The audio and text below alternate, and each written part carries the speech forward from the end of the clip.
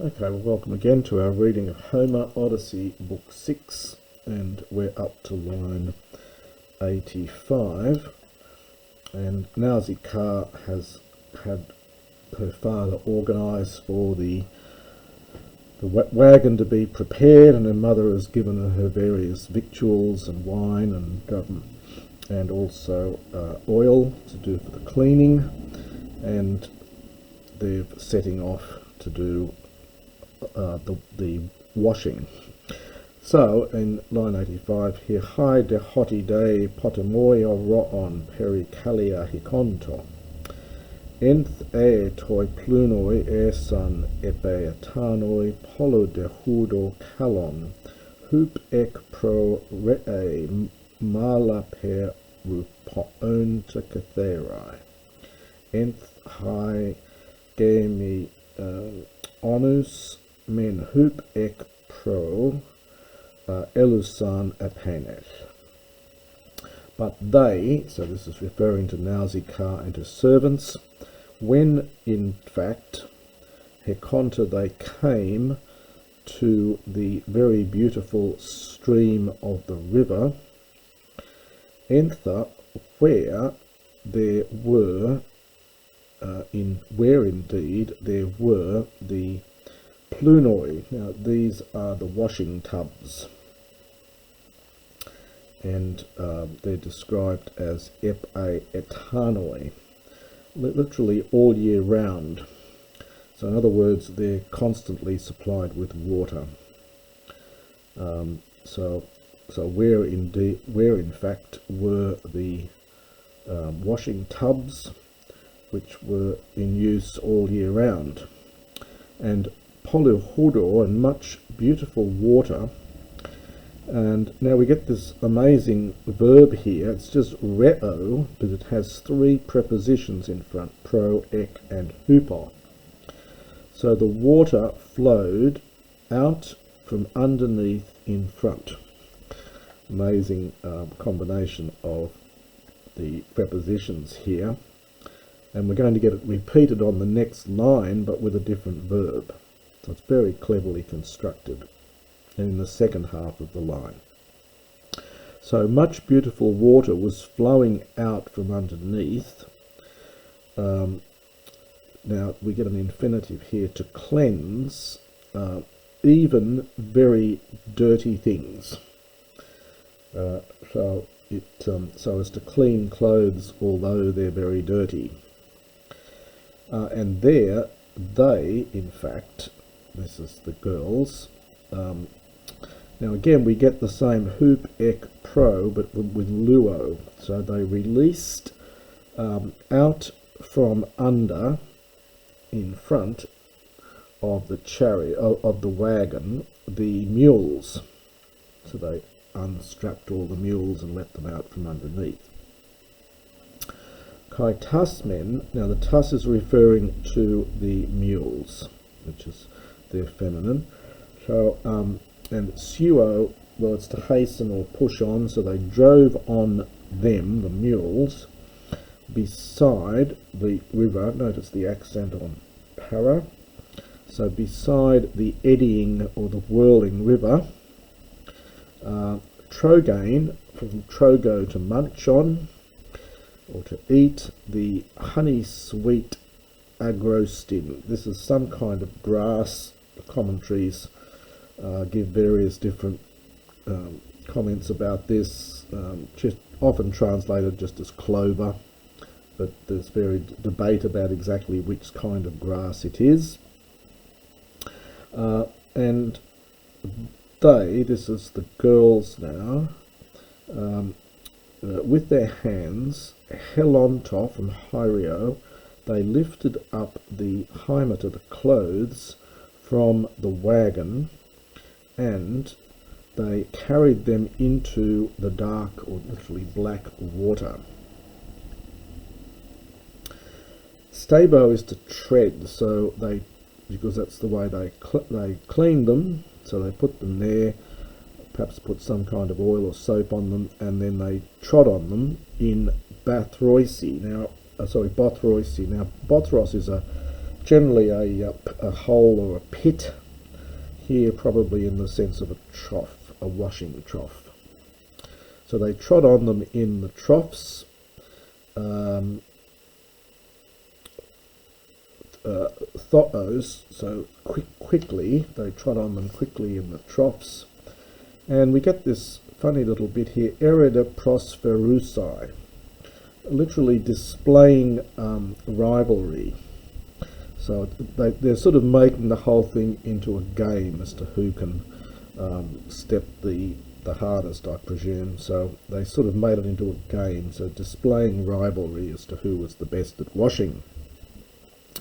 But when Plunan, this is an aorist without augment, they had washed them, and Katheran is again an aorist, when they had washed them and cleansed all the rupa, all the dirt,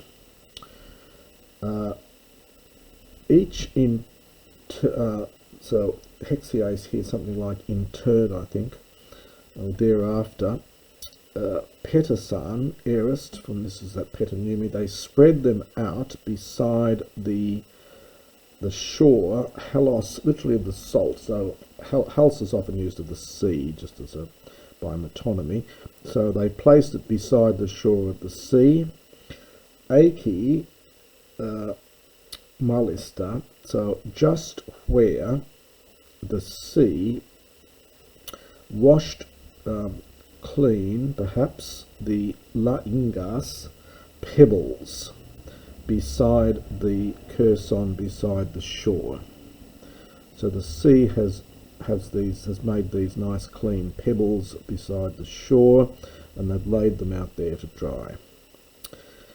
But they, this is the girls again, having bathed themselves, and chrysamenoi, from creo to anoint, and having anointed themselves, these are middle.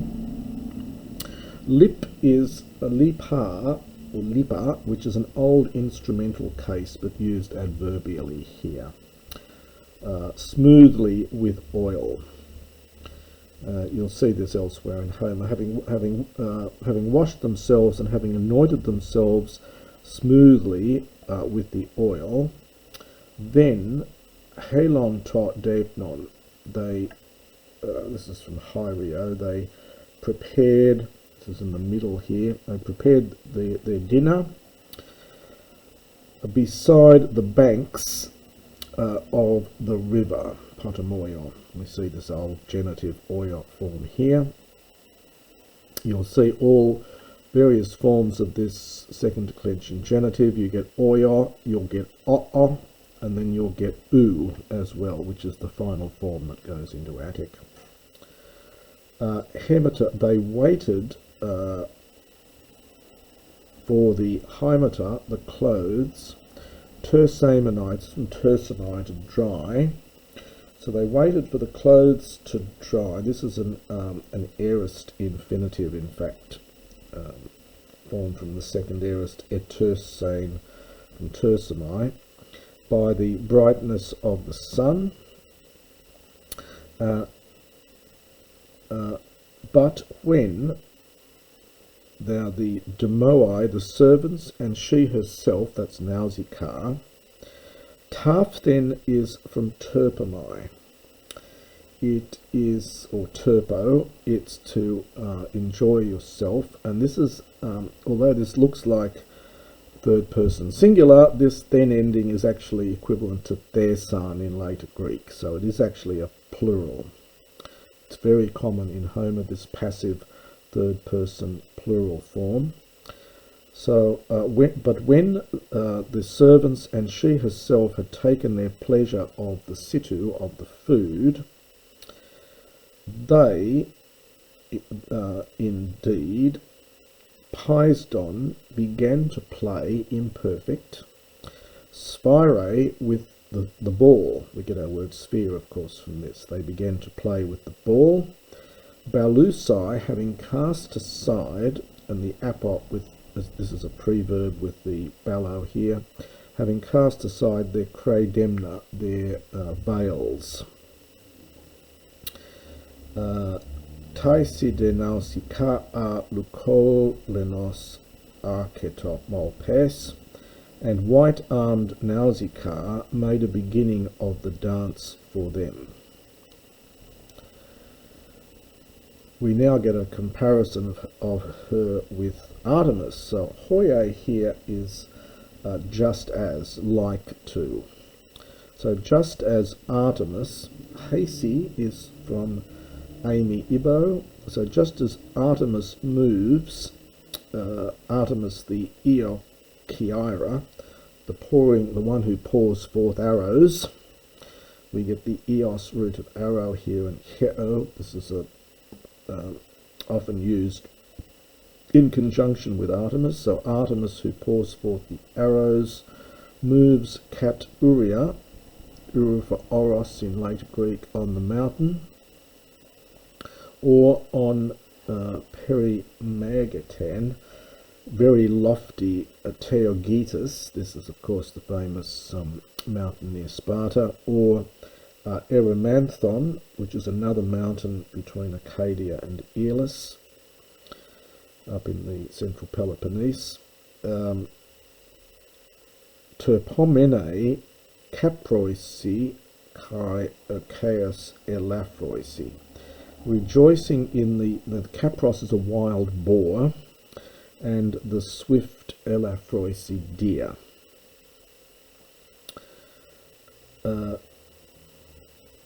And along with her are the nymphs, the daughters of Aegis-bearing Zeus.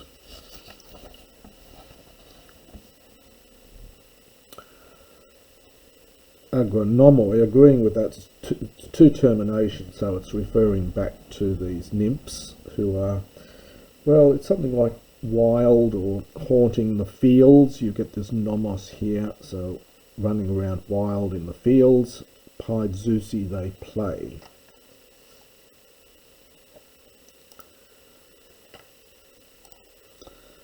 Gegethe de Tefrena Leto, and Leto rejoices in her mind.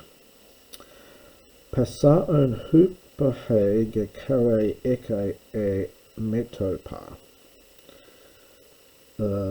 So there's some debate exactly about what this means, but just literally, she holds. This is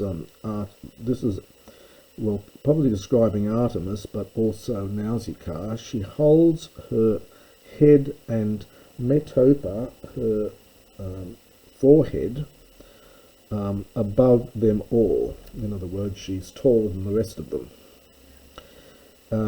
Pelamai often used just like the verb to be, so she is easily recognizable, and all of them are Calai, all of them are beautiful.